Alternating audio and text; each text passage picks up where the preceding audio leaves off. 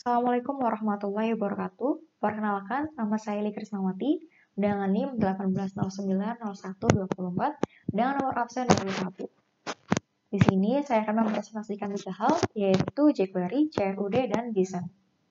Yang pertama adalah jQuery. Pada penggunaan jQuery terletak pada bagian view admin jenis_alat.php. Pada bagian ini digunakan untuk mencari elemen HTML atau yang sering disebut dengan jQuery selector. Dan ini adalah shortcut-nya. Untuk shortcut-nya berada di line 224 sampai dengan 231, di mana kode tersebut akan memberikan konten yang ada pada variabel baris.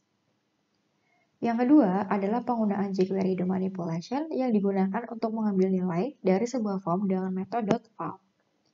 Untuk shortcut-nya seperti berikut, dari baris 236 sampai dengan baris 256. Di mana kode tersebut akan mencari name dengan value kode dan jenis lalu akan mengambil nilai dari form tersebut. Yang ketiga adalah penggunaan jQuery animation yang digunakan untuk menyembunyikan atau memunculkan sebuah elemen HTML dengan metode head dan show. Untuk kodenya adalah seperti berikut. Dari baris 259 sampai dengan baris 278. Di mana kode tersebut akan memunculkan button dengan ID btn tambah. Jika variabel x berisi kata tambah, lalu akan menyembunyikan button dengan ID btn ubah. Selanjutnya adalah tentang CRUD atau yang kedua. Di sini saya akan menampilkan salah satu tabel CRUD yaitu kelola user, namun lebih tepatnya adalah data untuk penyewa. Di sini saya akan mencoba untuk melakukan penambahan data, pengeditan, dan penghapusan.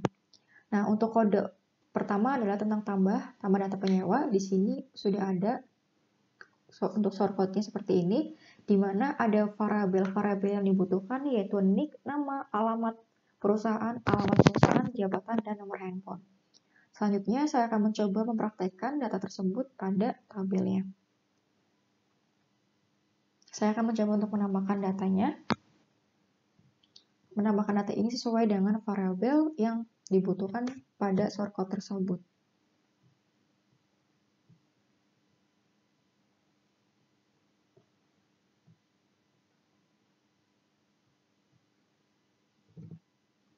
Lalu kita simpan.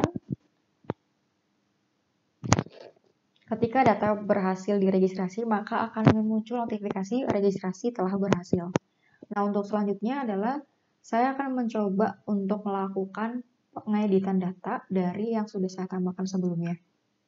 Nah, untuk shortcut-nya sendiri, saya akan menampilkan shortcut-nya yaitu seperti ini, yaitu dari baris 250 sampai dengan baris 313, yaitu kita mulai dengan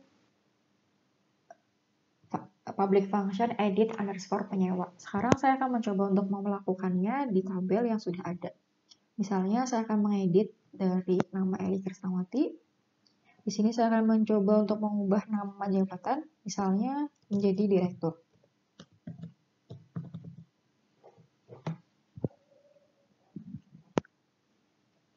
Setelah data sudah berhasil diedit, maka akan muncul notifikasi update data berhasil. Selanjutnya adalah menghapus data.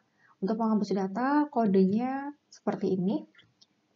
Public function hapus underscore penyewa dari baris 234 sampai dengan baris 248. Dan untuk itu saya akan mempraktekannya di tabel. Kita akan menghapus salah satu data di sini. Di sini akan diberikan dua pilihan, yaitu membatalkan atau akan tetap menghapus. Karena saya akan mencoba untuk menghapus, maka akan saya pilih hapus. Ketika sudah terhapus, maka akan muncul notifikasi bahwa data telah dihapus. Nah, untuk tabel yang kedua adalah data untuk kelola user. Di sini adalah kodenya. Mohon maaf kalau kelola user, tapi lebih di sini untuk data user, ya benar. Dan saya akan menampilkan datanya. Nah, di sini ada public function tambah user dari untuk tabel yang kedua. Untuk shortcut-nya seperti berikut. Untuk perbedaannya adalah di variabelnya. Jika di sebelumnya itu tidak ada username, email, password, maka di user itu ditambahkan hal yang seperti itu. Nah, terus ditambahkan lagi dengan function hapus user. Di sini ada function hapus user untuk kodenya seperti berikut, yaitu dari baris 93 sampai dengan baris 107, di mana ketika nanti sudah dihapus, maka akan ada muncul notifikasi, yaitu ketika gagal dihapus maka akan muncul gagal hapus user, ketika berhasil maka akan muncul notifikasi sukses hapus user. Dan terakhir adalah edit user. Untuk kodenya seperti berikut ini, dan ini adalah kodenya. Jadi fungsi edit untuk mengedit data user sesuai dengan kebutuhan yang dilakukan. Yang ketiga adalah tentang JSON. Di sini untuk JSON-nya adalah saya menggunakan dengan jenis alat.php yang mana akan melakukan ambil ID saat fungsi ambil data dijalankan, maka akan mengirimkan metode post ke controller, jenis alat.php dengan fungsi ambil data, lalu yang akan dikembalikan lalu akan diubah menjadi JSON dengan bantuan metode JSON_encode. Untuk kodenya itu seperti berikut ini. Di sini adalah contoh dari JSON ambil ID dan dengan menggunakan metode JSON_encode. Nah, untuk melihat data yang masih berupa JSON, maka saya akan melakukannya inspect elemen terlebih dahulu. Di sini saya sudah menyiapkan datanya. Kita akan coba untuk melakukan inspeksi. Lalu pilih network dan minta request ke ambil data. Setelah itu nanti dari request tersebut akan melihatkan respon dari request tersebut. Dan kita ambil data, klik. Lalu untuk JSON-nya akan menampilkan yang seperti ini, dan ini adalah data berupa JSON. Sekian presentasi dari saya kali ini. Mohon maaf apabila banyak kesalahan. Terima kasih. Wassalamualaikum warahmatullahi wabarakatuh.